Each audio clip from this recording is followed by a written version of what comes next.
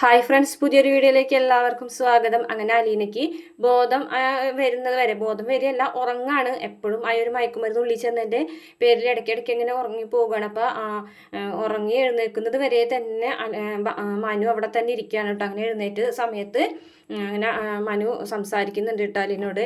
അപ്പോൾ അലീനോട് ചോദിക്കുന്നുണ്ട് എന്താണ് സംഭവിച്ചതെന്ന് വെച്ചാൽ സത്യം പറയും, പോലീസിന് കൊടുത്ത മൊഴി ശരിയല്ല എന്ന് എനിക്ക് നന്നായിട്ട് അറിയാമെന്ന് പറയുമ്പോൾ അലീന പറയുന്നുണ്ട് വേറെ ആരോടും പറയില്ല എന്ന് എനിക്ക് ഉറപ്പ് തരികയാണെന്നുണ്ടെങ്കിൽ ഞാനത് പറയാമെന്ന് പറയുകയാണേ. അപ്പോൾ മനു പറയുന്നുണ്ട് ശരി, ഞാൻ ആരോടും പറയാൻ പറയാണ്.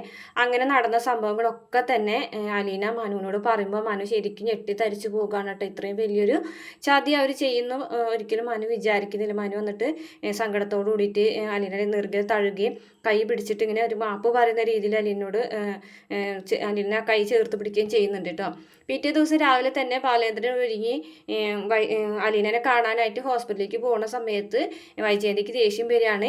രാവിലെ തന്നെ കെട്ടി ഒരുങ്ങി അവളുടെ അടുത്തേക്ക് പോകേണ്ട കാര്യമുണ്ടോ, വലിയ സർക്കാർ ആശുപത്രിയിൽ കൊണ്ടുവന്നിട്ടാൽ പോരെ, രൂപ 1-2 ലക്ഷം രൂപ അവിടെ കൊടുക്കണ്ടേന്നൊക്കെ പറയുമ്പോൾ നമ്മുടെ ബാലേന്ദ്രൻ പറയുന്നുണ്ട് അലീനയ്ക്ക് എന്തായാലും സർക്കാർ ആശുപത്രിയിൽ ചെന്ന് കിടക്കേണ്ട ഗതികേടില്ല. അവൾക്ക് 2 കെയർ ടേക്കർ ഉണ്ട്, ഞാനും മനുശങ്കറും. അവൾക്ക് വേണ്ടിയിട്ട് എന്തും ചെയ്യാൻ തയ്യാറാണെന്നുള്ള രീതി, എത്ര ലക്ഷം രൂപ വേണമെങ്കിലും ചിലവാക്കാന്നുള്ള രീതിയിലൊക്കെ പാലം സംസാരിക്കുമ്പോൾ വൈജയന്തി ആകെ ഞെട്ടിത്തെറിച്ച് നിൽക്കുന്നത് പ്രമോദ് കാണിക്കുന്നുണ്ട്.